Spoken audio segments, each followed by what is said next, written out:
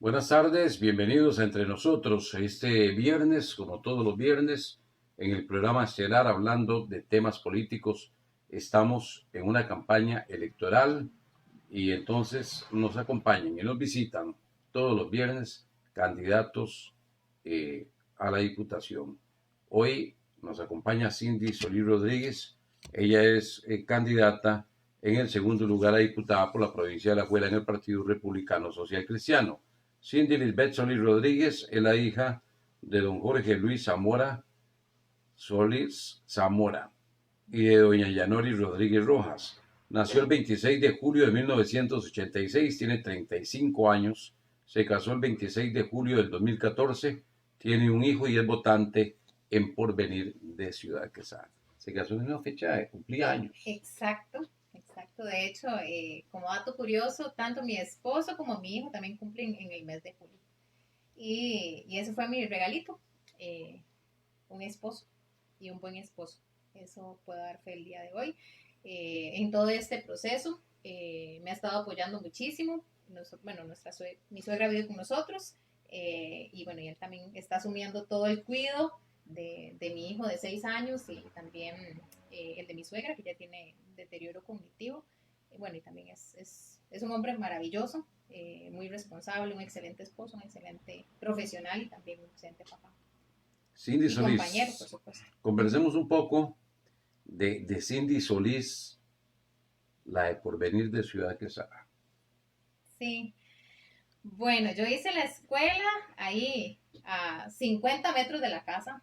Ahí me dio clases doña Zeneida, que de Dios goce. Yo recuerdo, Andrés, que no había kinder, ¿verdad? Entonces, cuando entré a primero, a mí me costó muchísimo aprender a leer, aprender a escribir, y porque no había tenido esa estimulación temprana. Entonces, el primer grado fue dificilísimo. Yo recuerdo que de tanto borrar hacía agujeros en las hojas. Eh, pero la niña Zeneida, que era una maestra muy comprometida con vocación de servicios, yo creo que ella nunca perdió la fe conmigo, era una mujer muy exigente. Yo recuerdo que a mí me costó muchísimo aprender a leer y no podía, y entonces cuando me colocaban al frente para leer algo, me sonrojaba y era realmente un martirio, pero bueno, ella me expuso constantemente a eso, ¿verdad? Me llevó al límite y poco a poco fui mejorando. Entonces ahí puedo decir que desde muy niña he entendido que hay que esforzarse, que hay que ser perseverante para poder alcanzar las cosas. Ahí hice mi escuela. Eh, Siempre procuré ser buena estudiante, entonces siempre fui promedio, siempre estuve metida en todo, ¿verdad? Y gracias a Dios mis papás también me complacieron en eso, porque cuanta obra de teatro, cuanta actividad había, nosotros siempre participamos. En la casa somos 5 hijos, ¿verdad? El colegio lo hice en el Liceo de Sucre. Ahí también, desde que ingresé, estuve en la banda, estuve en danza folclórica, siempre estuve en muchas actividades extracurriculares y creo que también eso permite que uno, el contacto con la gente siempre me encantó y que uno desarrolle un montón de habilidades y que le sirven para la vida. Entonces ese fue el colegio, ahí también siempre me fue muy bien el colegio, siempre fui promedio. Yo recuerdo que cuando finalicé el cole, en el Colegio Sucre nos llegaron como estos libros para hacer las pruebas y nos llegó el de la Universidad de Costa Rica. Yo solo hice el examen de admisión de la Universidad de Costa Rica y yo me cuestiono, digo, en que en ese momento, ¿cómo hizo falta la orientación vocacional? ¿Verdad? Porque en ese momento, a los 17 años, yo no pensé en la UNED, no pensé en el TEC que lo tenía pues muy cerca, solo me llegó ese librito de la Universidad de Costa Rica, con el librito que tenía me preparé, gracias a Dios logré pasar el examen de admisión y en aquel momento yo decía, ¿para qué soy buena? ¿Para qué soy buena? Alguna gente me decía, mira, habíamos pasado todo el proceso de la Cámara de Ganaderos, entonces me decían, bueno, usted es buena para hablar, entonces me gustaba la comunicación, pero también había sido muy buena en estudios sociales. Entonces en aquel momento yo dije, ay, mira, me gustaría pues, estudiar antropología, ¿verdad? Y un vecino me dijo, mira, Cindy, es que en antropología casi no hay trabajo. Mejor ahí no. O arqueóloga, no, Cindy, mira, ahí no hay trabajo mejor busque otra oferta formativa. Entonces llegué a la Universidad de Costa Rica, que ahí, al ser de una zona rural, me dieron beca 10. Beca 10, mis papás me ayudaban con mucho esfuerzo a pagar la casa, la alimentación y pues todos los materiales.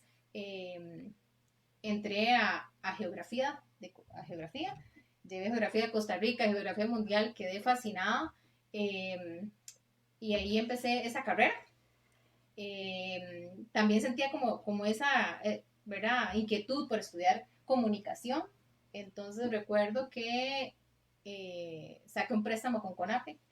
Una de mis amigas me financió, mi mamá también, y entonces llevaba las carreras de forma simultánea. A veces llevaba 10 materias de forma simultánea y entonces me gradué de las dos carreras, pero digamos, yo soy también un ejemplo de todo ese aporte estatal, también de lo que significa la Universidad de Costa Rica para este país, que también es una de las victorias social cristianas, ¿verdad?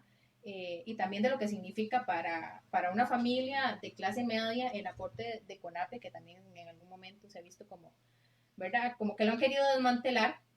A mí sí me parece importante, Andrés, ya que estamos hablando de esta parte de juventud también, decir que realmente tenemos que hacer más esfuerzos como país para mejorar todos esos procesos de orientación vocacional, porque yo estudié, hay 5 carreras donde prácticamente no hay trabajo, y yo estudié 2 de ellas. Yo creo que cuando una de las promesas que se le hace a la población joven en este país es, mira, usted estudie, capacítese y va a tener o va a encontrar un nicho para poder colocarse en una opción de empleo. Pero también es muy frustrante, ¿verdad? Que muchos muchachos y muchas familias hacen una inversión, se enjaranan y no encuentran trabajo. No ha sido mi caso porque gracias a Dios, incluso antes de finalizar, yo ya había encontrado trabajo, ¿verdad? Hubo un tiempo en que trabajé acá en el sistema de áreas de conservación, en el SINAC. Ahí estoy trabajando por un tiempo. En algún momento me habían ofrecido también una plaza para ir a trabajar a Caño Negro, pero bueno, ahí tuve que tomar la decisión de si me mantenía en ese empleo o si podía, si quería, yo quería continuar estudiando. Entonces, si me mantenía en ese trabajo, y no podía seguir estudiando porque para nadie es un secreto que los horarios de la Universidad de Costa Rica son diurnos, ¿verdad? Son para gente que no trabaja. Entonces, bueno, ahí hicimos, pues tomamos la decisión de renunciar en ese momento, que me costó mucho, ¿verdad? Y continuar estudiando. Luego más tarde apareció la opción de trabajar medio tiempo para la Fundación Konrad Adenauer, que es cooperación alemana, y ahí llevo ya 11 años, ¿verdad? Y ese trabajo me ha formado como persona, me ha formado como profesional, me ha permitido también desarrollar proyectos en muchas partes del país, Andrés. Entonces, sí, he tenido un crecimiento profesional pues importante. ¿Considera que ha habido en la Konrad Adenauer un crecimiento como política, en este caso también? Sí, sí, efectivamente, digamos, esta es mi segunda experiencia, usted bien lo sabe, en la política electoral, pero crecimiento a nivel político lo he tenido, ¿verdad? Porque político electoral es una parte. Eh, hemos ahí, gracias a ese trabajo, he tenido contacto con diferentes ministerios, con la institucionalidad pública, con medios de comunicación, que todo eso es político, ¿verdad? Con procesos de incidencia, con sociedad civil. Entonces, eso también me ha permitido tener pues un panorama más amplio de la realidad nacional. También me ha permitido ser crítica, ¿verdad? Porque a veces uno simplemente, a veces puede dar las cosas por sentadas y esto es lo que es, o puede profundizar y decir, bueno, con eso estoy de acuerdo, eso se podría mejorar o eso se podría hacer diferente. Entonces, claro que he tenido un crecimiento pues muy importante. Y bueno, también para hablar de mí, yo lo que soy, se lo agradezco profundamente a mis papás, a don Jorge Solís Zamora, a doña Yanori, porque gracias a todos los sacrificios que ellos han hecho, Andrés, yo soy lo que soy. Y han sido papás que me han acompañado en los diferentes procesos que yo he vivido, en las buenas, en las malas, en las alegrías, en los momentos difíciles. Siempre, a veces yo creo que uno no dimensiona que un papá y se mantiene al lado de los hijos y por toda la vida. O sea, no es que cumplieron 18 años y ya me desentendí, por lo menos mis papás no lo han hecho con ninguno de nosotros. Mi papá es un señor muy humilde, que no tuvo acceso a una escolaridad, pero es un hombre brillante, un hombre muy emprendedor, muy trabajador, de buenos valores. Yo te puedo decir que nuestra vida también cambió cuando mi mamá empezó a trabajar. Mi mamá empezó a trabajar 20 años después de haber sacado el bachiller. Yo vi cómo mi papá le ayudó a auspiciar su universidad. Yo vi cómo mi mamá se acostaba en horas de la madrugada presentando trabajos. Siempre fue también una señora muy trabajadora, ¿verdad? Cuando no tenía empleo como educadora, que fue lo que ella estudió luego, hacía queques, hacía comida para vender. Entonces ella siempre fue un apoyo muy importante para la economía de mi casa. Y con esto lo que te quiero decir es que desde muy niña lo que yo he visto en mi casa es el esfuerzo, la perseverancia, los valores. Y que yo me siento muy orgullosa, digamos, de los papás que tengo, de la familia de la cual provengo. Y lo que yo soy hoy se los agradezco eternamente a ellos. Ahí les va a aparecer un sondeo en la pantalla de sus teléfonos, a quienes nos estén observando en sus teléfonos o computadores, eh, de una pregunta: ¿apoyaría a Cindy Solís como candidata o como diputada para la escuela? ¿Sí o no? Ahí ustedes indican y al final del programa estaremos leyendo el resultado de dicho sondeo. Cindy Gabriela González Quesada dice: saludos a la futura diputada Cindy Solís Rodríguez. Usted ya vivió una primera experiencia eh, de una candidatura o una precandidatura dentro del Partido de Unidad Social Cristiana. Eh, Sí. ¿Qué enseñanza le dejó? ¿Qué aprendió de esa primera experiencia? Porque lo vemos hoy, bueno, en otro partido, pero participando en segunda ocasión, ya con una candidatura. Pero ¿qué puede usted rescatar de lo bueno y qué no le gustó o qué quisiera que no se repita en esta ocasión, desde el primer vez? Bueno, también quiero darle primero un saludo a Diana, que es nuestra productora audiovisual, que entrando nomás. Diana Rodríguez. Exactamente, muchísimas gracias por preparar todo este set para que hoy podamos estar conversando con todos los sancarleños y bueno, con toda la gran Huetar Norte. También Diana Rodríguez se incorpora hace unos días entre nosotros y con ella vamos a desarrollar un montón de reportajes y muchas cosas, no solo de programas en vivo, sino de reportajes que la gente podrá ver como contenido. Bueno, pero le damos un cordial agradecimiento, un saludo y un agradecimiento porque bueno, fue la que preparó todo el set para que aquí estemos con ustedes. Y también un saludo a Gabriela, que nos acompaña a través de este Facebook. A Carlos Mejías, que nos ve desde Dallas, Estados Unidos, también para él el saludo especial. Andrés, aprendí mucho. Eso pasó hace 8 años, en el 2013, fue una campaña donde iniciamos 2 años antes a trabajar, a armar equipos de trabajo en cada uno de los distritos, donde invertimos mucho tiempo, fondos, ahorros para poder hacer la campaña, donde hubo muchísima gente amiga. Yo recuerdo que en aquel momento yo tenía un salario bien bajo en mi primer trabajo y la gente sabía que yo no tenía la capacidad financiera para comprar o pagar hacer camisetas o pagar hacer stickers o pagar la alimentación y entonces vi cómo la solidaridad y también el creer en una propuesta de contenido se materializó porque mucha gente aportó en esa campaña, creyó en ese proyecto. Yo le puedo decir, Andrés, que en aquel momento yo nunca imaginé perder, nunca. Porque se había trabajado 2 años antes. Había muchísimas personas involucradas. Se ganó el proceso interno. Obtuvimos mayoría de delegados. ¿Qué me enseñó? A nivel personal, debo decir que 8 años después, cuando reviso lo sucedido, digo, me faltaba humildad, Andrés. Me faltaba humildad, porque yo creo que uno no puede dar las cosas por sentadas, ¿verdad? Un escenario siempre es perder. Entonces creo que 8 años después... Sí, perder es una de las posibilidades. Exactamente. Y perder te enseña mucho. Te enseña a madurar, te enseña a ser resiliente, a, ¿verdad? El solo hecho de tener ese escenario. No, a veces simplemente las cosas no se dan. Y yo hoy lo que pienso también es que fue un acto de eterna misericordia de Dios para conmigo. Me faltaba estar más preparada. Me faltaba probablemente madurez política. Ser más conciliadora.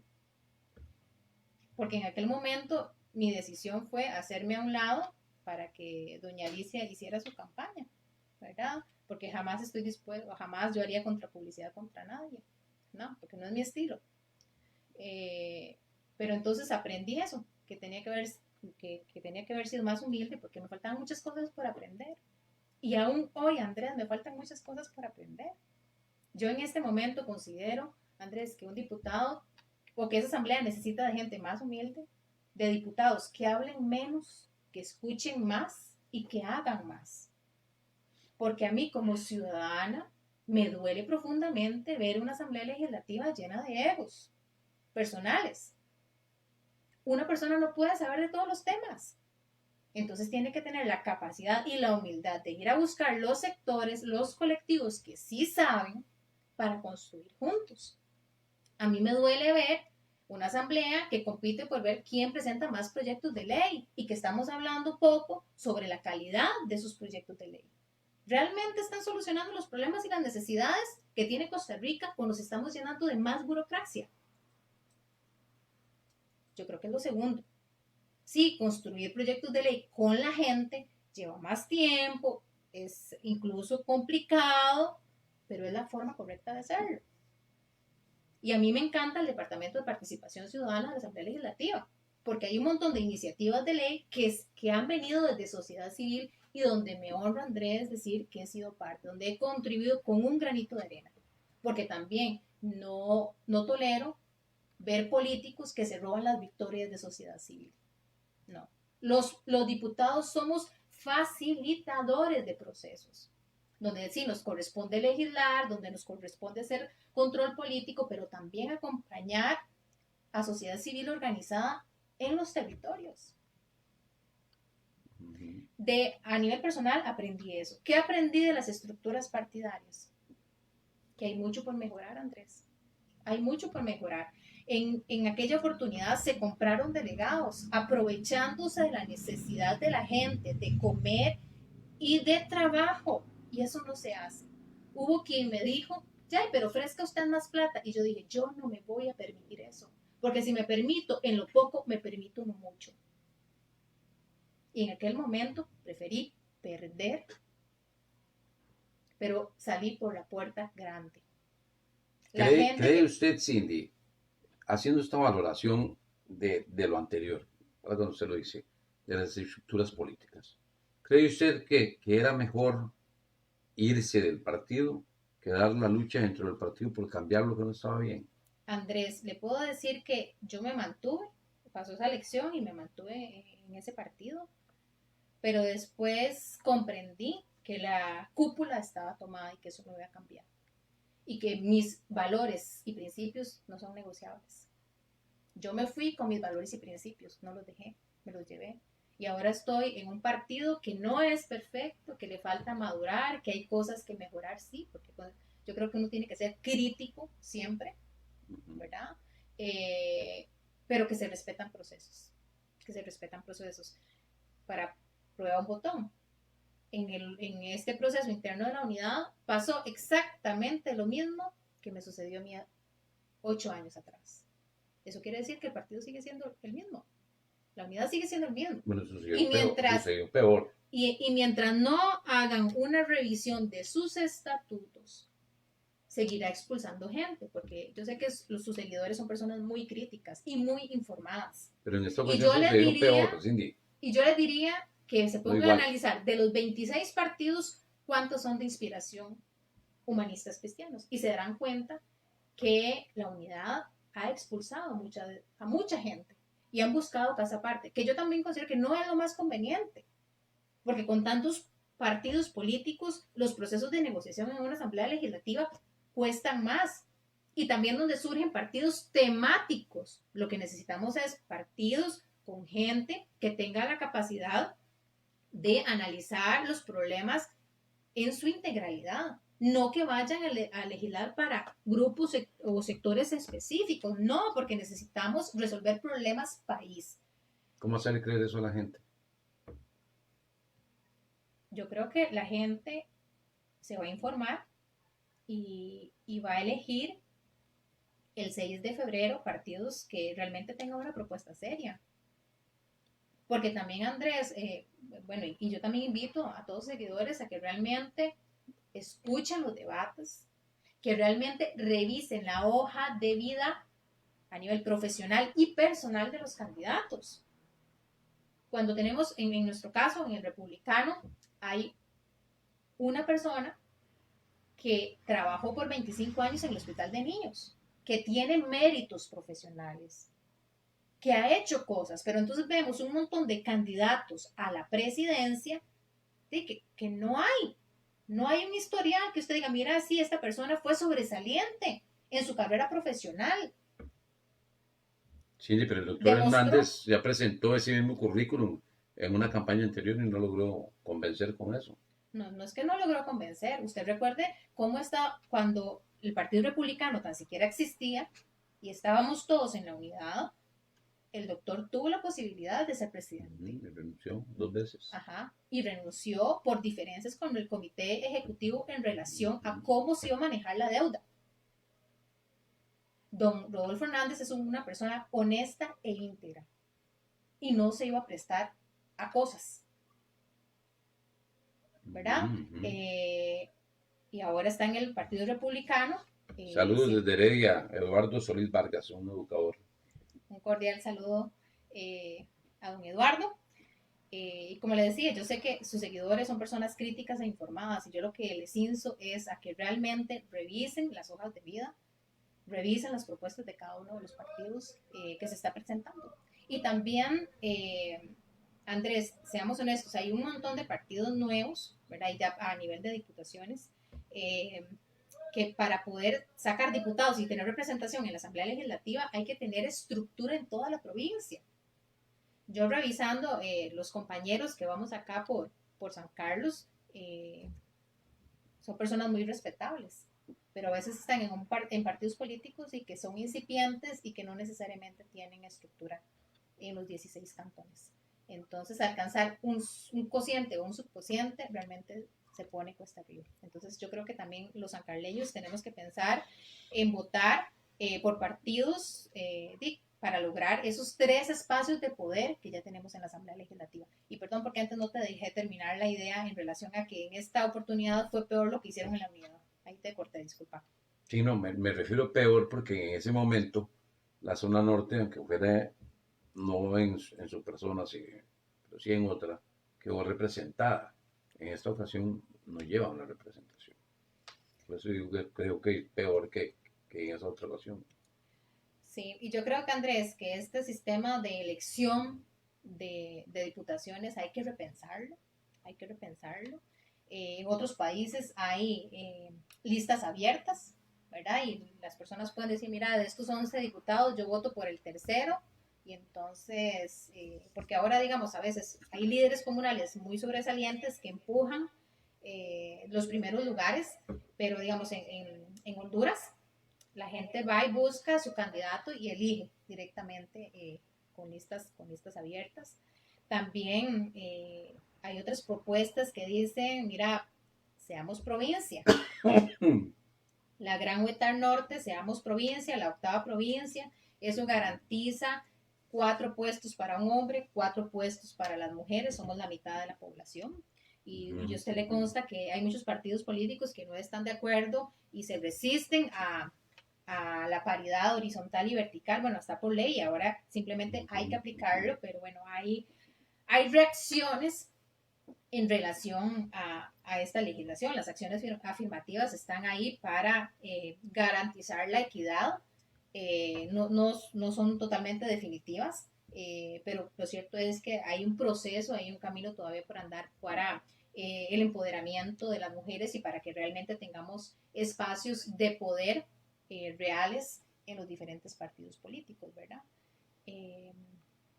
Pero en eso hay que seguir trabajando y para tal vez terminar la idea anterior es que considero que hay que fortalecer a los partidos políticos, ¿verdad? Porque son ese vehículo donde las personas, Andrés, depositan sus problemas, las necesidades y lo que se espera es que lleguen, ¿verdad? Desde el Ejecutivo, desde el Legislativo, a transformar esos problemas y necesidades en soluciones.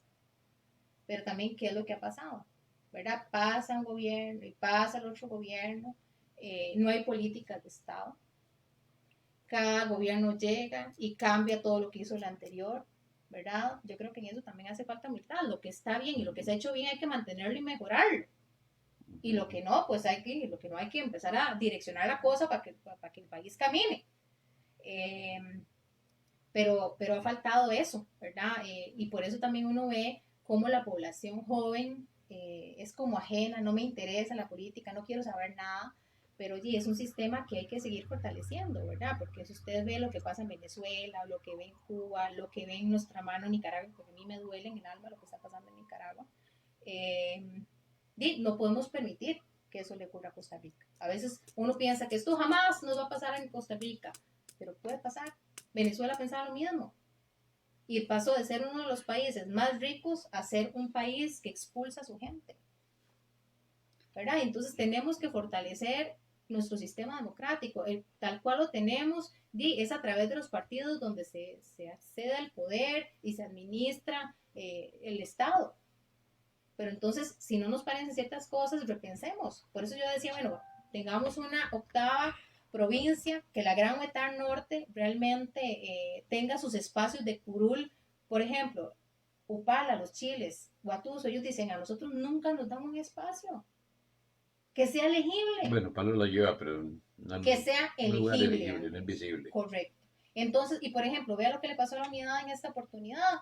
Tan siquiera lo dejaron por fuera, siendo uno de los cantones más importantes a nivel electoral, a nivel de producción, y se queda por fuera.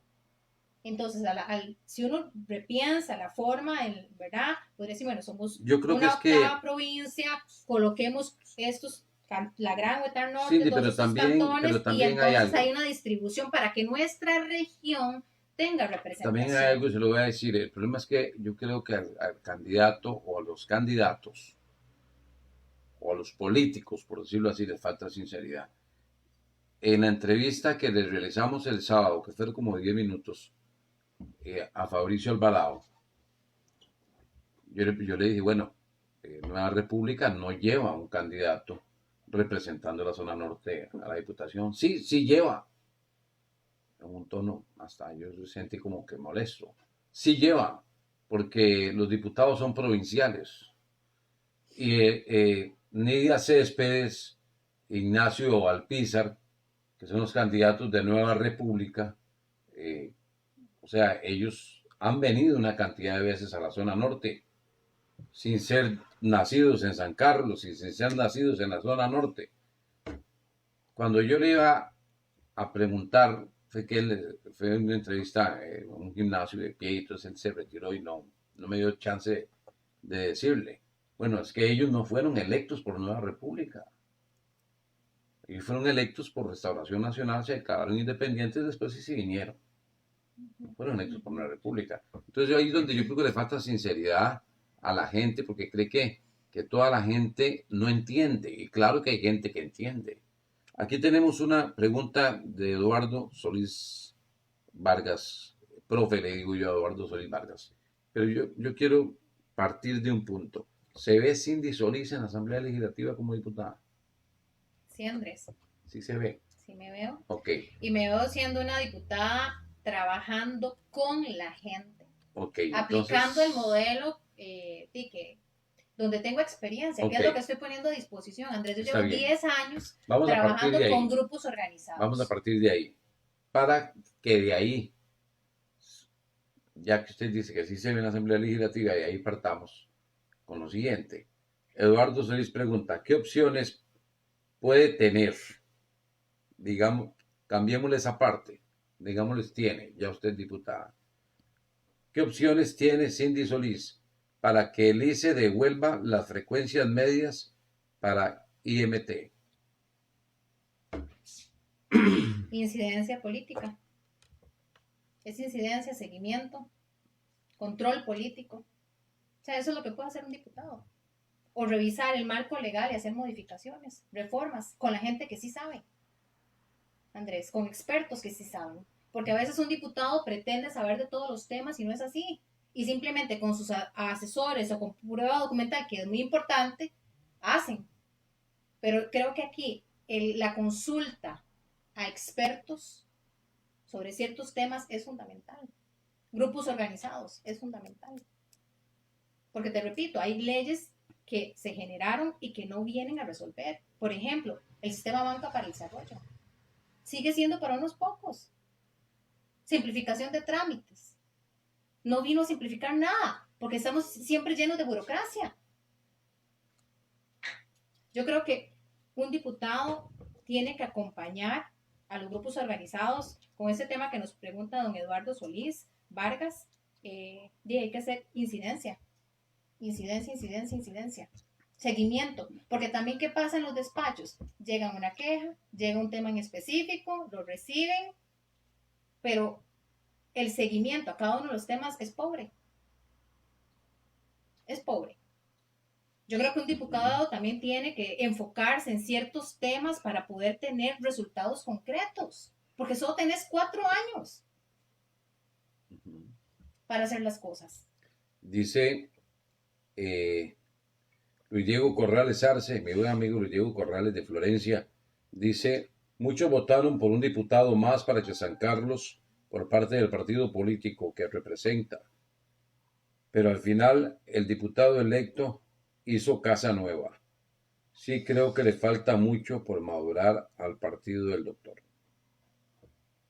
Y Eduardo Solís Vargas. Y también lo que dice Luis Diego Corrales. Yo creo que no deberían, digamos, si uno es honesto y uno queda por un partido en específico, Andrés, y si usted no está de acuerdo con lo que está haciendo ese partido, lo honesto es renunciar, no declararse diputado independiente. Porque el sistema que tenemos acá, Andrés, y bueno, aquí no ando, pero si usted ve la papeleta, se vota por partidos políticos. No tenemos este sistema como lo tiene Honduras de candidaturas independientes y que votaron por usted, por persona. Acá no existe eso. Pero que entonces, buena, sí, pero en un acto realmente moral, usted no se puede declarar independiente porque usted fue electo por un partido. Si usted no está de acuerdo con ese partido, lo honesto es renunciar y darle campo al que venía atrás. Sí, pero eso no ocurre porque... Yo no sé si don Luis Diego Corrales opina igual que yo. Ahí que nos dé el comentario. Que sí. Me imagino que sí, pero es que... Pero esto se ha venido como una práctica usual. Entonces, y al final se ha vuelto, me decía un señor ahí, me dice, es que eso también se ha vuelto un negocio. ¿Por qué quieren, se declaran independientes? Porque son jefes de fracción, porque tienen más plazas a nivel legislativo. Entonces tienen más gente a disposición. Dice Eduardo Solís, UPAL ha tenido varios representantes, pero al final llegan y queda eso en nada. De eso llegan. Y ahí muere. El apoyo cuando quieren, los votos llegan al rincón más pequeño, pero cuando ya están en Cuestamoras, no se acuerdan del pueblo que los vio nacer. Eso ¿Qué tiene, Andrés, ¿qué tiene para que este efecto no siga igual? Sí, vea, yo he criticado mucho ese efecto. Es como, yo le digo, que se los traga la licuadora. ¿Verdad? Porque yo doy seguimiento también a los actuales diputados que tenemos y sé que muchos se empezaron con mucha energía, generando proyectos de ley muy ambiciosos. Realmente se les veía las ganas de trabajar, pero de un pronto a otro se les tragó la licuadora y uno no los volvió a ver en los territorios. Yo creo, Andrés, es como saber que desde que usted inicia cambió el chip. Los diputados son empleados del pueblo. Si alguien trabaja en su campaña convencido de eso, porque así es, cuando llega a la Asamblea Legislativa, o sea, comprende que así es, yo creo que no se despega de los grupos organizados. Porque también hay que entender, Andrés, que un diputado no llega solo. O sea, yo para poder salir necesito 30,000 votos, 40,000 votos. Eso significa mucha gente trabajando, no por mí, sino por el Partido Republicano, sino por la región, por San Carlos. Yo comprendo que esta diputación no es para Cindy Solís. Esta diputación es un espacio de poder para la región, para la provincia. No es para Cindy Solís. Y es un trabajo que solo dura 4 años. Y yo le puedo decir, Andrés, que yo, vea, mi papá y quien nos sigue ahí a través de las redes sociales saben que ha sido mi compañero inseparable en el proceso anterior, hace 8 años y ahora. Yo realmente, Andrés, quiero regresar al pueblo, a porvenir, ahí entra el neblinero, a tener la frente en alto, a saber que en mi casa, ni en la casa de mis papás, van a tirar huevos. A decir que puedo ir al parque de Ciudad Quesada y que la gente no me va a amedrentar. O sea, yo realmente quiero llegar a la Asamblea Legislativa a trabajar. ¿Y qué agradece la gente? ¿Qué agradece la gente? Que uno sea sincero. Vea, yo he acompañado a grupos organizados en la generación de proyectos de ley, en la generación de reformas y en la construcción de estrategias de incidencia. Andrés, y hay momentos en los que hemos tenido que decir, la cosa no va, no hay ambiente político, vamos para atrás, replanteemos la estrategia, replanteemos el proyecto o generemos otra iniciativa. Yo creo que la gente agradece la franqueza, la devolución, y no que lo empiecen a rodar y a rodar y a rodar. Están llegando preguntas, Cindy Solís dice... Y con el tema de Upala, antes de continuar con las preguntas, vea, yo Upala lo tengo en el corazón y me duele ver los niveles de pobreza, el nivel de olvido que tiene Upala. Porque nosotros acá en San Carlos podemos decir que somos un país muy rico, muy diverso, también hay desigualdades, porque no es lo mismo estar en la Fortuna Ciudad Quesada que estar en Cutris, en Pocosol, Monterrey o El Venado.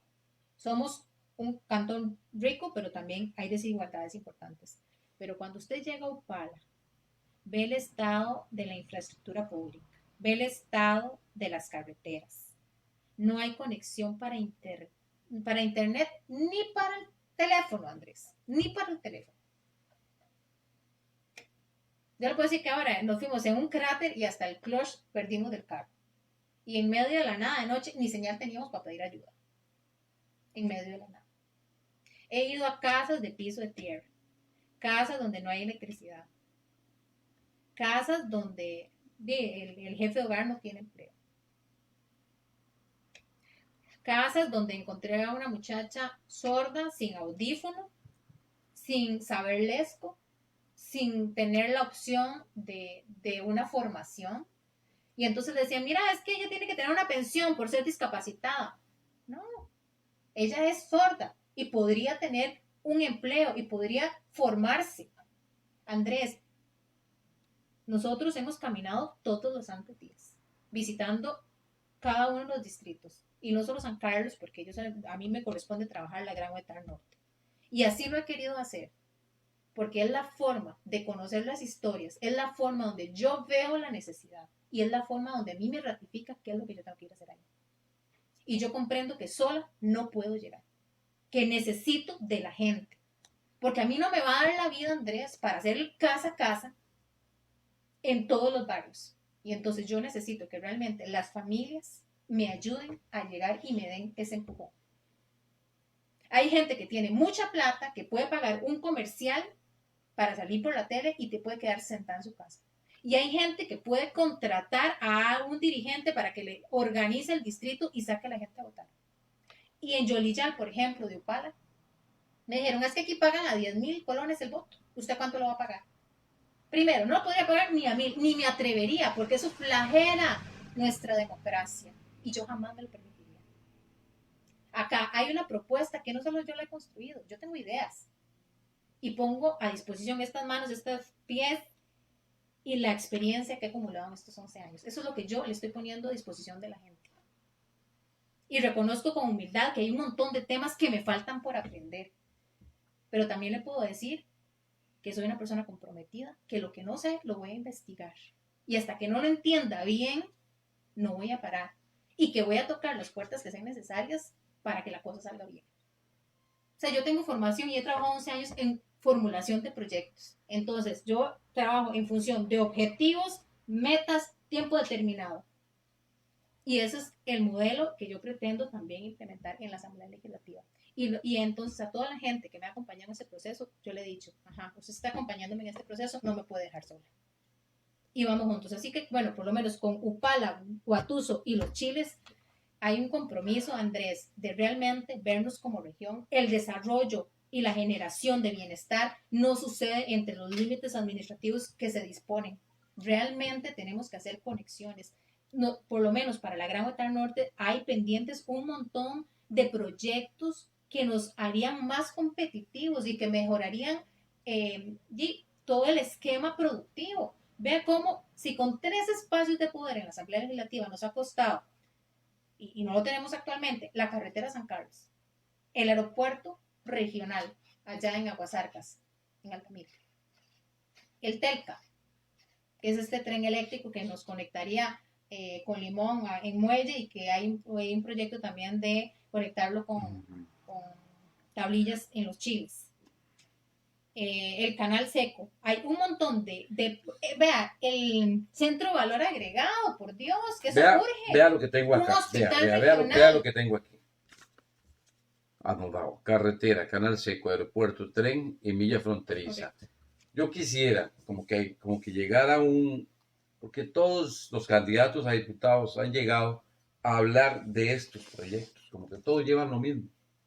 Yo quisiera como que alguno diga... Eso, bueno, digamos, eso tiene que estar en la agenda, Andrés, porque es un tema de que hay que seguir presionando para un tema de infraestructura. Como que uno diga, bueno, yo llevo mis proyectos, ideas mías, no ideas que comparto con el otro, esas situaciones. Por ejemplo, a mí me parece que nos urge, Andrés, un hospital regional.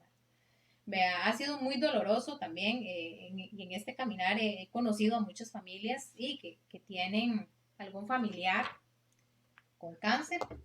De hecho, voy a mi amigo Graving le mando un fuerte abrazo porque hoy perdió a su mamá. Y entonces vemos, Andrés, cómo nuestro Hospital San Carlos está desbordado. En la zona norte o los mandan a Liberia o los mandan ahí a Tilarán. Yo me he encontrado en distritos donde les han cerrado el EVAIS teniendo una infraestructura y equipamiento y han cerrado los EVAIS. Y me he topado, digamos, sitios donde atienden una vez cada 15 días o una vez al mes. Y usted lo sabe, el Hospital San Carlos realmente está desbordado ya. Lo que nos dicen el INEC es que nuestra población se está envejeciendo. Hay un montón de enfermedades crónicas, ¿verdad? La pirámide poblacional está cambiando, las mujeres o no tenemos hijos o tenemos pocos hijos.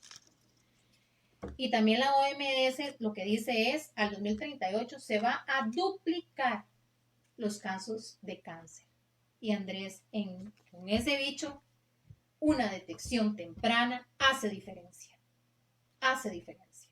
No es posible que nuestra gente se tenga que ir hasta el Hospital México a recibir quimioterapia o radioterapia. También en nuestra zona, ¿verdad? Porque somos zonas productoras, la bajura, el sol, hay un alto índice de cáncer de piel.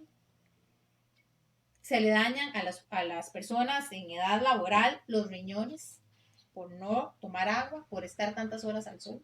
Entonces las diálisis, y seamos honestos, una persona que necesita un trasplante de riñón de cadavérico o donante vivo, o sea, cuesta, Andrés. Y eso está pasando en nuestra gente. Entonces, un hospital regional es de carácter urgente para nuestra región. Y en eso vamos a trabajar.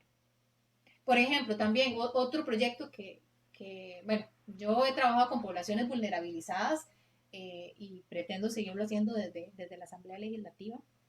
Pero, digamos, dentro de esas poblaciones vulnerabilizadas, voy a dar solo un caso que es el de, por ejemplo, población adulta mayor. Nosotros acá tenemos ahora Ciudad Termal, ¿verdad? La Ciudad Termal en la Fortuna de San Carlos. ¿Por qué no hacer un acuerdo? ¿Cuántos adultos mayores tienen acceso a esas aguas medicinales? Eso es calidad de vida, Andrés. cuánta infraestructura está, digamos, adaptada a la población adulta mayor. ¿O cuántos pueden ir? Entonces, ¿por qué no hacer un convenio con el Estado? ¿Cuántos centros diurnos tenemos en los territorios? Y un centro diurno donde el adulto mayor pasa todo el día, recibe alimentación, terapia física, consulta médica, un seguimiento para sus padecimientos crónicos, atención de calidad. Eso genera estabilidad en los hogares porque solo quien tiene un adulto mayor sabe también que existe la fatiga del cuidador. Eso genera estabilidad en los hogares y damos realmente calidad de vida a los adultos mayores, porque en este momento, la vez pasada, a mí se me partió el alma viendo a una señora en la Mosmani, ahí yo sé que estaba pidiendo. Un adulto mayor debería tener resueltas sus necesidades. Me he topado con gente con una pensión de 80,000 pesos, con la cual tiene que pagar la casa, el alquiler, comer, agua, luz. No alcanza con 80,000 colones, Andrés. Realmente hay que dignificar, igual con las personas con discapacidad. La vez pasada en el cuarto me topé una señora con un niño con síndrome de Down, con problemas, y que ella me decía, yo no puedo trabajar, no tengo quien me lo cuide. Entonces hay una legislación hermosísima para las personas con discapacidad, pero no se cumple. De autonomía, que la ley 7.600, y vemos que tan siquiera ni la infraestructura pública está adaptada para cumplir lo que dice la ley. Entonces a veces todos los diputados vienen acá pensando, voy a hacer generar proyectos de ley. Seamos serios. Hay un montón de leyes que realmente hay que generar reformas, hay unas que están obsoletas y hay mucho control político que hacer para ver si realmente el marco legal se está cumpliendo y se está cumpliendo a cabalidad. Porque también generar proyectos de ley de donde hay contenido presupuestario. No se puede seguir siendo irresponsable con este país. Ya este país está hasta el cuello. Gastó lo que tenía y pasó tarjeta de crédito y está sobregirado. Ya no da más. Aquí solo hay cabida para decisiones y toma de decisión responsable. Le leo los comentarios. Le Diego Corrales Arce dice, claro que opino lo mismo y se deben hacer las reformas necesarias para evitar ese tipo de situaciones. Edwin Cerda Rojas dice, saludos Cindy. Eduardo Solís Vargas, muchos llegan a la Asamblea Legislativa por un partido, pero después se vuelven independientes. Muchas veces para llegar a un acuerdo es necesario estar en apoyo de los demás. Es aquí donde se demuestra el colmillo político que nos presenta doña Cindy Solís para convencer a los miembros de la Asamblea que apoyen los proyectos que va a presentar. Téngalo ahí para que le responda la copia esa primera y ya le leo la otra. Dice don Eduardo Solís, trabajé por 10 años en el cantón de Upala y una de las problemáticas que presenta es la del constante ingreso de personas indocumentadas y el tráfico de mercaderías que llegan del vecino país del norte. ¿Qué nos puede plantear para solucionar esa situación? Es la segunda pregunta de don Eduardo. Y viene una de Diego Corrales. Los que fueron síndicos municipales del Partido Republicano en el periodo anterior aún están en el partido. Es la pregunta de Luis Diego Corrales Sanz. Bueno, en esta asamblea legislativa que probablemente va a ser muy diversa, ¿verdad? Va a ser muy polarizada. Creo que hay que tener un buen manejo del reglamento legislativo y también la capacidad de negociación y de construir acuerdos. Creo que también hay que tener una línea de partido, ¿verdad? Porque también eso se ha desdibujado. Yo no sé si a don Eduardo Solís también le parece lo mismo, que ahora usted se pregunta, bueno, ¿cuál posicionamiento ideológico tiene tal partido? Ya no es claro, ¿verdad? Por lo menos en el de nosotros, día a día procuramos estarnos formando y nuestra línea ideológica es clara, nosotros somos humanistas cristianos, pero a veces usted se pregunta, ¿verdad? ¿Qué postura tienen ciertos partidos porque bailan de un lado hacia el otro? ¿Verdad? Entonces uno se pregunta si lo que más bien obedece es a intereses de ciertos sectores económicos poderosos, ¿verdad? como lo dicen, el poder no formal. Entonces creo que ahí, don Eduardo, hay que tener esa capacidad de negociación, de escucha y también de análisis para comprender desde dónde habla el otro, ¿verdad? Y para poder también construir en función, digamos, del bienestar de este país. Y que le urgen decisiones serias, ¿verdad? Para salir de este enorme bache en el que estamos. ¿Y para qué convencer?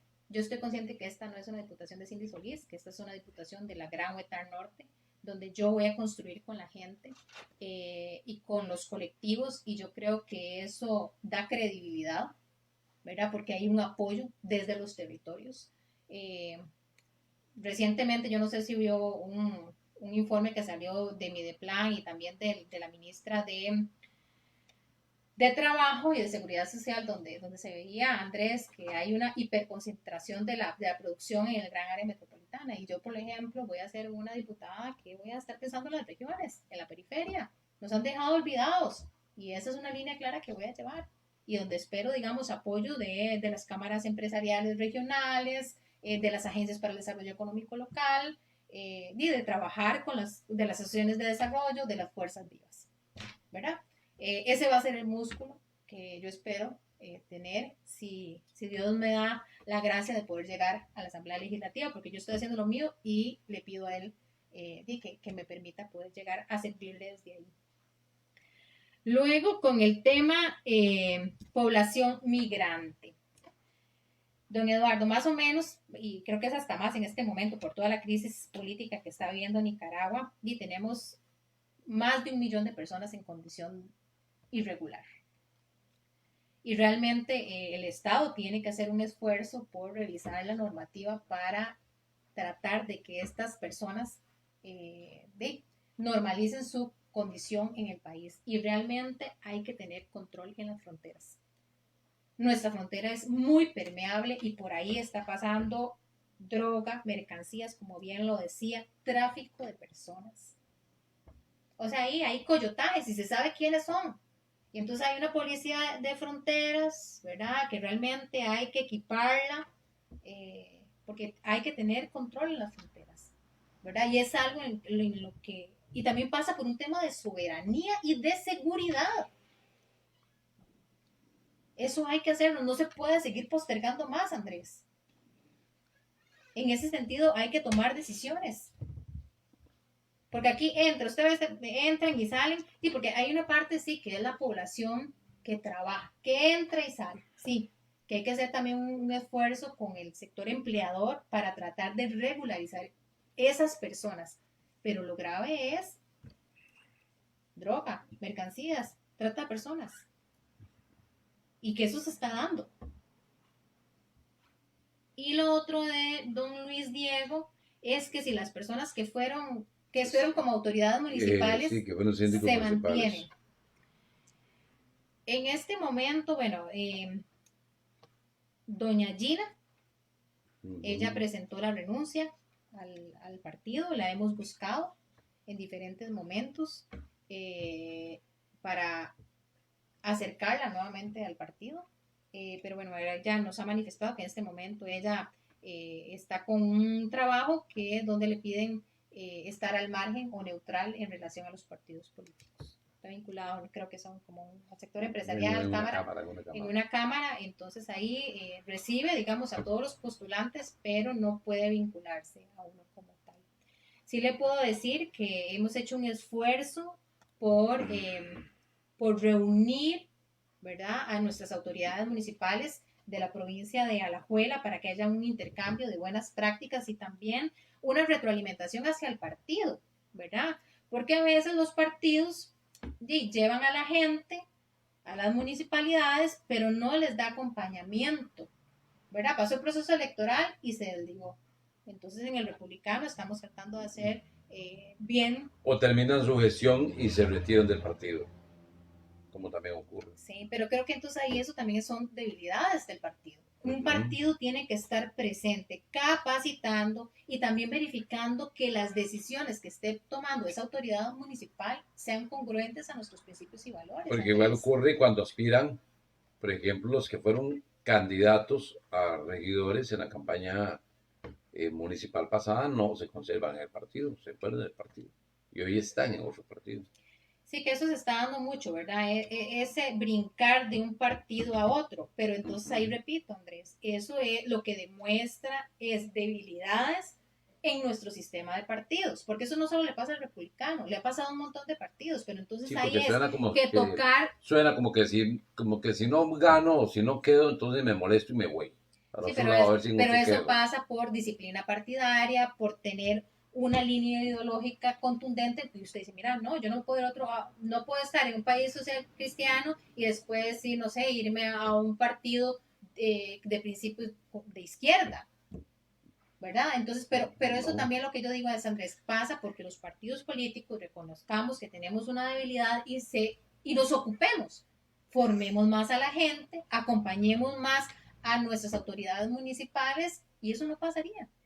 Entonces, al final, dejemos de ser maquinarias electorales y seamos realmente una fuerza viva durante todos los 12 meses al año, los 365 días. Eso es un aspecto de mejora bueno, en todos los partidos es que políticos de este hay país. una situación del tema ideológico. Por ejemplo, estaba la Unidad Social Cristiana. De ese riñón salió el Republicano Social Cristiano con el tema de que son ideológicamente social cristianos. Ahora Costa Rica Justa sale del riñón prácticamente del republicano con el tema de que son Sí, pero ideológicamente social seamos cristianos. honestos. O O sea, sea, quien hay tres está partidos liderando social Costa Rica cristianos. Justa es don Rolando Araya. Y usted no me puede, él es socialdemócrata. Sí, pero la gran mayoría de esa cabeza para abajo, hay Sí, gente de extracto social cristiano. alguna, Andrés, pero también mucha Hay gente mucha de gente Liberación de, Nacional se fue detrás de don Rolando Araya. Y eso no bueno, se puede esconder. Al final eso es un en híbrido la y ahí región, tocará a las autoridades del partido determinar realmente a nivel cuál es su regional, posición, pero cuál es lo que pasa con esos partidos no, nuevos que simplemente quieren ser todos no, y eso pero no se vale, porque eso no es a lo que nivel de necesita este región, la país. candidata es de extracto social cristiano. Y hay muchos dirigentes que vienen más bien provenientes del republicano social cristiano también. Entonces, uno dice, bueno, ellos vienen con una ideología. Bueno, Sale de la formación de Drago Dolanesco, que se dice ser ahí lo que social le cristiano. corresponde de, bueno, yo no voy a hablar de otros partidos, es al costarricense determinar, mira, esto es un partido atrapa todo, ¿verdad? Bueno, si al final eso también es un problema, ¿verdad, Andrés? Porque entonces solamente es por un tema electoral, atrapa todo, pero entonces lo que pasa es que luego nos llevamos sorpresas en la Asamblea Legislativa. Y yo creo que Costa Rica ya no está para improvisar, ya no está para más sorpresas, está para que llegue gente comprometida y seria que realmente quiera llegar a hacer las cosas bien. Otra pregunta que hacen, ¿cree que su plan de trabajo se adapta a las necesidades del país? Sí, Andrés, o sea, este plan de trabajo, ¿verdad? Nosotros andamos haciendo consultas en el territorio. No son cosas inventadas por Cindy Solís. Son cosas, son conversaciones con las personas en cada uno de los distritos y está también apegado a lo que también señala el informe Estado de la Nación, ¿verdad? Que bueno, que ahora el 16 ya presenta el nuevo informe, pero en eso es claro, ya hay una radiografía de cómo está este país, de cómo están las regiones, y uno va y lo ratifica en los territorios. Porque yo le puedo decir que yo he hecho casa a casa donde hay gente que no tiene empleo hace meses. En la Marina fui donde hay una señora con niños, un adulto mayor, jefe de hogar que viene de una pensioncita que no tenía electricidad, ¿verdad? Y eso es aquí nomás. Los niveles de pobreza se ven ahí. Yo conozco un montón de jóvenes y mujeres que no tienen empleo y que no hay posibilidad. Y a veces el gobierno dice, mira, aquí hay una feria de empleo, 1.700 empleos, pero tienen que hablar inglés. ¿En cuántos centros educativos de nuestro país están dando inglés desde el materno? Bueno, pero no se quitan algo, en los barrios céntricos están. Correcto. Entonces al final, sí, hay que generar empleo, pero y reactivar la economía no sucede de un día para otro, Andrés. Cuando vemos, por ejemplo, que Banca para el Desarrollo no funciona. Hoy, por ejemplo, hoy me decía un señor que él tiene una empacadora de yuca y dice, mira, yo el año pasado dejé perder 4 hectáreas, porque como están los insumos, no daba para arrancarlo, prefería que se perdiera. Costo de insumos, altas tasas de interés, asistencia técnica pobre, porque también hay gente que me ha dicho, mira, aquí hay gente que ha llegado de instituciones públicas que se supone que son entes rectores en el tema agro y nunca han sembrado una parcela en su vida, ¿verdad? Entonces, en general, o sea, la generación del empleo y la reactivación no sucede de un día para otro, pasa por un tema de formación del talento humano. Si queremos tener, y ahí, por ejemplo, nuestro partido también dice, apostémosle a la formación técnica, apostémosle al bilingüismo, apostemos también a la generación de clúster, traigamos el modelo de zonas francas a nuestros territorios, porque tú sabes, las empresas están allá concentradas en San José, tienen un montón de beneficios, de exoneraciones, y las empresas están aquí en los territorios, ¿qué? Es como que si usted esté compitiendo de una forma desigual. Traigamos esos modelos acá. Atracción de inversión interna y extranjera también. Apoyemos, por ejemplo, en este país, Andrés, hay fondos que se suponen Banca para el Desarrollo o, por ejemplo, el de Sudesur, Habdeba. Realmente tenemos que generar un fondo para el desarrollo sin tanta burocracia y también tenemos que generar un fondo de capital de riesgo para empresas emergentes, donde se genere empleo de calidad bien remunerado. Costa Rica es referente, aquí fue el primer clúster a nivel tecnológico. Aquí tenemos gente muy visionaria y talento humano de calidad. Nuestra región está para más. Está para más. Sí, ya en los últimos minutos de este espacio, porque usted tiene otra entrevista después de esta, en otro medio de comunicación. ¿Cree usted que el doctor Hernández va a ser presidente? Una respuesta clara y sencilla, sí o no. ¿Cree que va a ser presidente el doctor Hernández? Creo que es la persona idónea para llegar a la presidencia, Andrés. Es un hombre bueno, un hombre honesto, un hombre de principios, un hombre trabajador. Yo sé que don Rodolfo duerme 4 horas al día. Un hombre que demostró que tiene liderazgo y que tiene méritos importantes en su carrera profesional, que tiene experiencia. Así que considero que es la persona idónea para que llegue a casa presidencial. Y también porque tiene una vocación de servicio, Andrés. Que realmente se necesita una persona así en casa presidencial, que tiene liderazgo para trabajar con equipos de trabajo. Porque acá había construcción de acuerdos nacionales. Vea este presidente cuántos ministros de la presidencia ha tenido. O cuántos ministros o personas supuestamente para reactivar el tema económico. ¿Cuántos han pasado por esa silla? Se necesita un equipo robusto, fuerte y con experiencia. Eso es lo que necesita Costa Rica.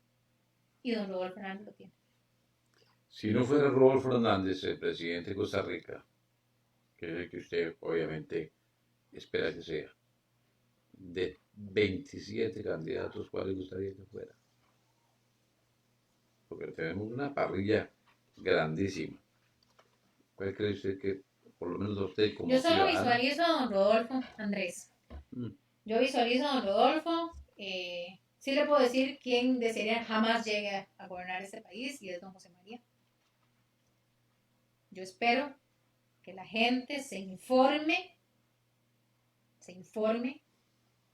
para que realmente no vote por don José María. Yo creo que todos, como persona joven, crítica. Yo creo que todos no podemos permitir jamás. Todos tenemos alguien de que deseáramos que no vuelva, o sea, que no volviera a gobernar.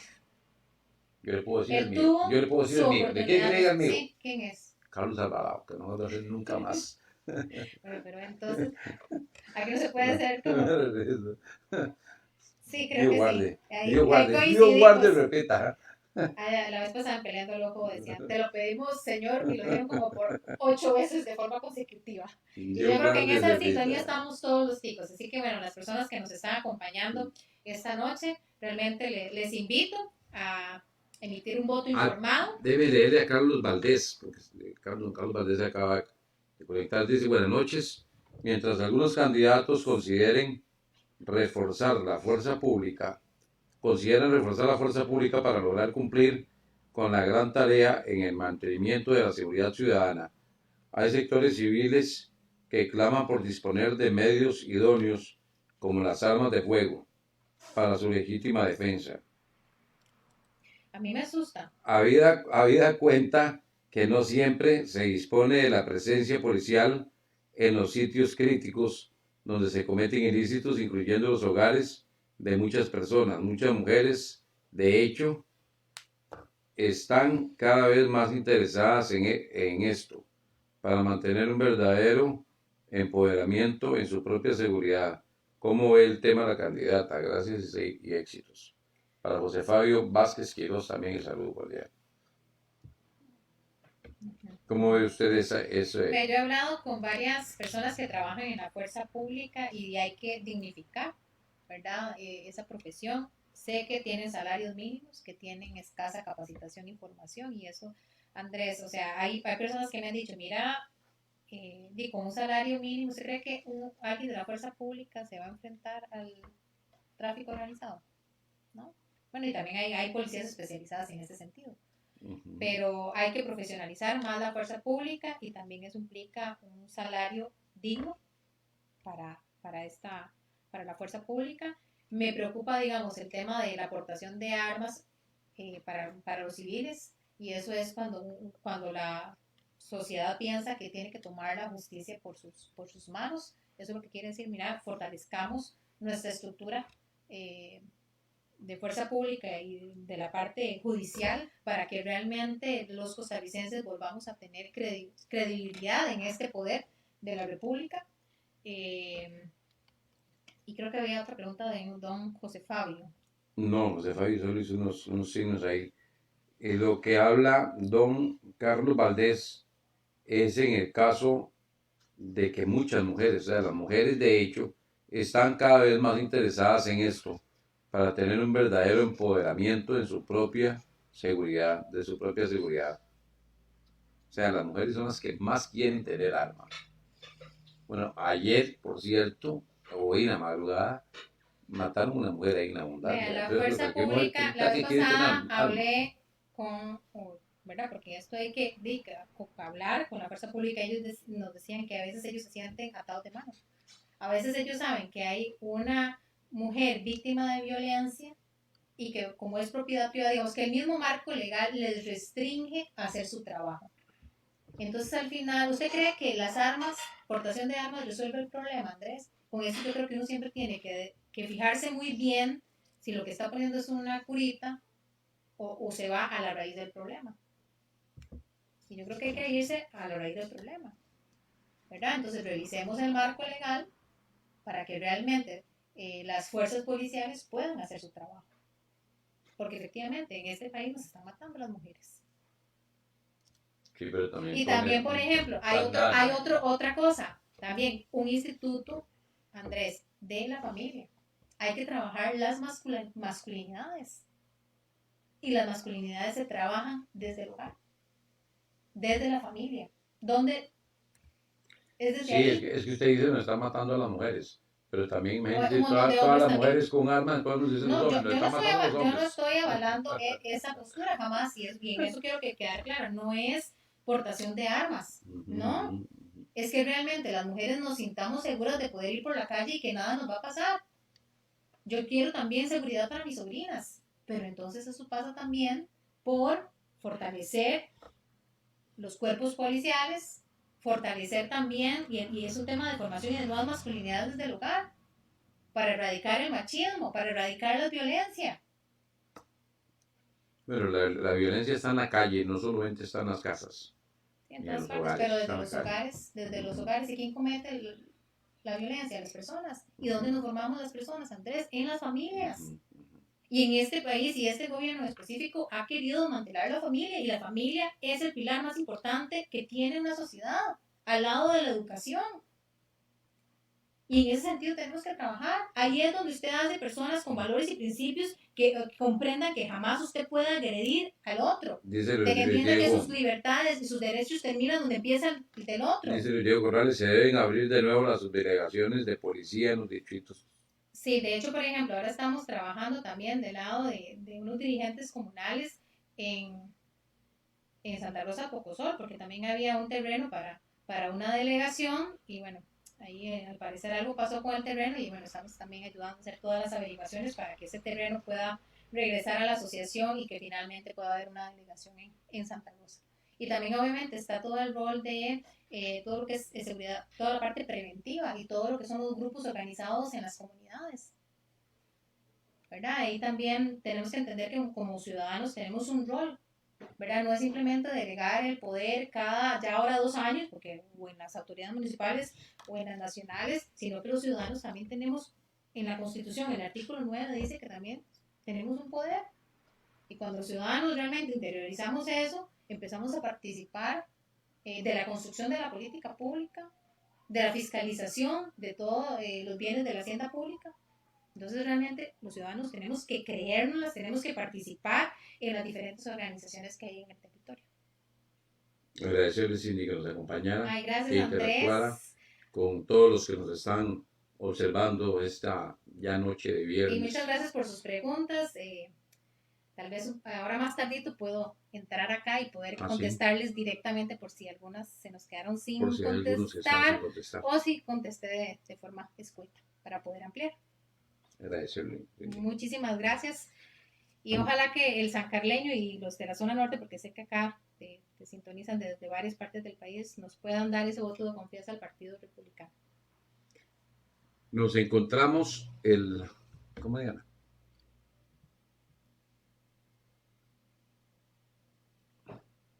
Dígame, tranquila. Que no la...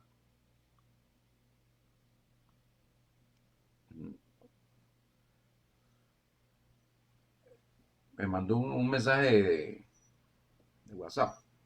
Vamos a ver entonces, a ver qué es lo que... No, suyo no hay, Diana. Algo, vamos a ver qué es lo que nos está diciendo Diana acá.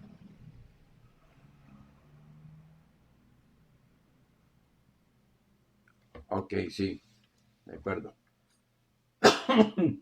El próximo viernes nos encontraremos a nombre de Universidad de San Newton, a nombre de Carnívoros Ahumados y Barbecue, a nombre de Errazap, de Dulú y de Sabor a Mar, con el candidato a la Diputación en el segundo lugar por Alajuela del Partido de Liberación Nacional, el ingeniero Joaquín Hernández Rojas. De hoy en 8 días, a las 6 de la tarde, en esta misma página de Entre Nosotros. Estamos preparando una serie de reportajes muy interesantes. Eso no van a ser programas como este, sino reportajes que se van a estar subiendo para que ustedes observen acerca del itinerazgo en los educadores, en los docentes.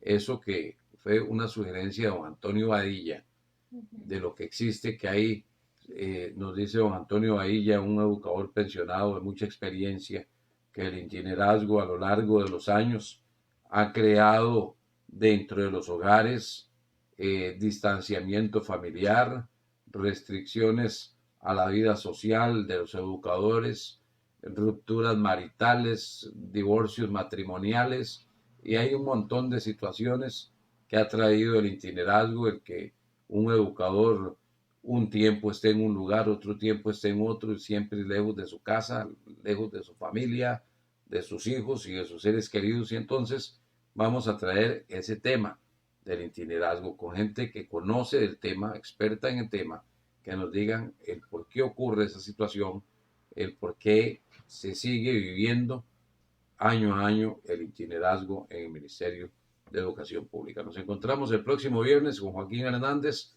acá entre nosotros. Feliz fin de semana. Que Dios me lo bendiga. Entre nosotros llega a usted gracias a Universidad Isaac Newton, carnívoros ahumados y barbecue, sabor a mar, Errasab, Dulú y Enchilate.